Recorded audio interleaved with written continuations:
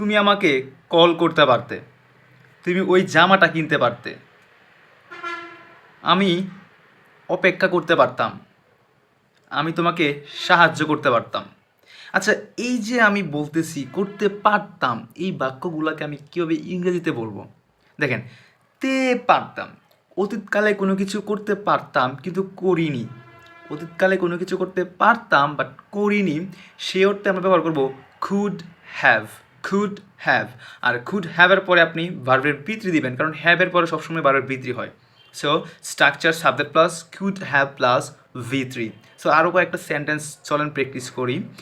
আমি তোমাকে সাহায্য করতে পারতাম, I could have helped you. আমি সাহায্য করতে পারতাম তাকে, কিন্তু করি নাই।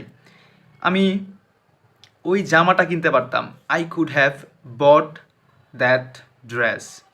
আমি তোমার জন্য অপেক্ষা করতে পারতাম, I could have waited for you. আমি তোমাকে গল্পটা বলতে পারতাম, I could have told you the story.